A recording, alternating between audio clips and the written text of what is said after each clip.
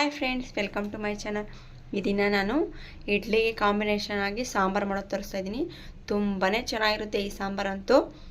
ನಾವು ಒಂದ್ಸರಿ ಟ್ರೈ ಮಾಡಿದ್ರೆ ಮತ್ತೆ ಮತ್ತೆ ಇದೇ ರೀತಿ ಮಾಡ್ತೀವಿ, ಅಷ್ಟು ಚೆನ್ನಾಗಿರುತ್ತೆ ಈ ಸಾಂಬಾರು. ಹೋಟೆಲ್ ಸ್ಟೈಲಲ್ಲಿ ಮನೆಯಲ್ಲೇ ಮಾಡ್ಕೋಬೋದು.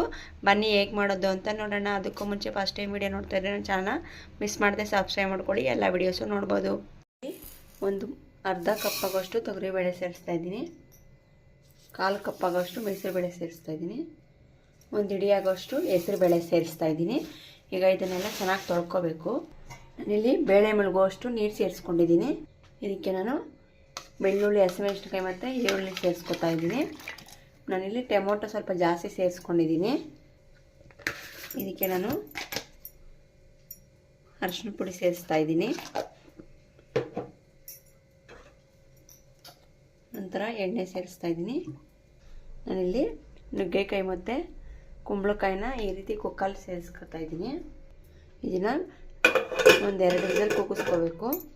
ನೋಡಿ, ಬೇಳೆ ಚೆನ್ನಾಗಿ ಬೆಂದಿದೆ.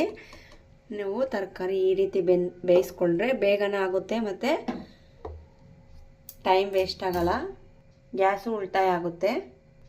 ಈಗ ನಾನಿಲ್ಲಿ ಟೊಮೊಟೊ ಮತ್ತು ಸ್ವಲ್ಪ ಬೇಳೆನ ಮಿಕ್ಸಿಗೆ ಸೇರಿಸ್ಕೊತಾ ಇದ್ದೀನಿ. ಯಾಕಂದರೆ ನಮಗೆ ಸಾಂಬಾರು ಗಟ್ಟಿ ಬೇಕು ಅಂದರೆ ಈ ರೀತಿ ರುಬ್ಕೋಬೇಕು. ನೋಡಿ, ನಾನು ಮಿಕ್ಸಿ ಜಾರ್ಗೆ ಹುಣಸೆಹಣ್ಣು ಸೇರಿಸ್ಕೊತಾ ಇದ್ದೀನಿ. 1 ಸ್ಪೂನು ಸಾಂಬಾರು ಪುಡಿ ಸೇರಿಸ್ತಾ ಇದ್ದೀನಿ. 1 ಸ್ಪೂನ್ ಜೀರಿಗೆ ಸೇರಿಸ್ಕೊಂಡು ಈಗ ಇದನ್ನು ನುಣ್ಣಗೆ ರುಬ್ಕೋಬೇಕು. ನೋಡಿ, ಈ ರೀತಿ ರುಬ್ಕೊಂಡು ಇದಕ್ಕೆ ಮಿಕ್ಸ್ ಮಾಡ್ಕೊತಾ ಇದ್ದೀನಿ.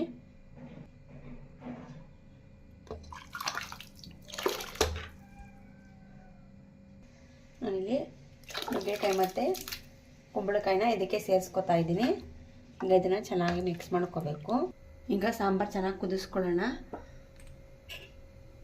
ನಾನಿಲ್ಲಿ ರುಚಿಗೆ ತಕ್ಕಷ್ಟು ಉಪ್ಪು ಸೇರಿಸ್ತಾ ಇದ್ದೀನಿ. ಈಗ ಚೆನ್ನಾಗಿ ಕುದೀಲಿ, ಆಗ ಒಗ್ಗರಣೆ ಕೊಡೋಣ. ಆಮೇಲೆ ನೋಡಿ, ಸಾಂಬಾರು ಚೆನ್ನಾಗಿ ಕುದೀತಾ ಇದೆ. ಇದಕ್ಕೆ ಒಗ್ಗರಣೆ ಕೊಡೋಣ. ಈಗ ಒಂದು ಪ್ಯಾನ್ಗೆ ಎಣ್ಣೆ ಸೇರಿಸ್ಕೊತಾ ಇದ್ದೀನಿ.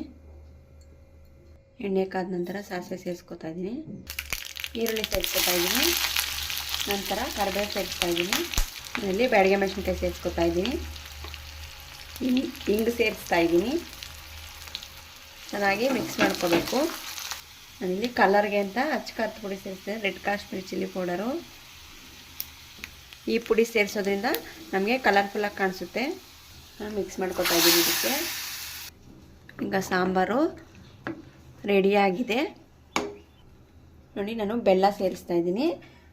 ನಮಗೆ ಇಡ್ಲಿಗೆ ತುಂಬ ಚೆನ್ನಾಗಿರುತ್ತೆ ಈ ಸಾಂಬಾರಂತೂ. ಮತ್ತೆ ಮತ್ತೆ ತಿನ್ನಬೇಕು ಅನಿಸುತ್ತೆ, ಅಷ್ಟು ರುಚಿಯಾಗಿರುತ್ತೆ. ನಾನೀಗ ಇದನ್ನ ಇಡ್ಲಿ ಜೊತೆ ಸರ್ವ್ ಮಾಡ್ತೀನಿ.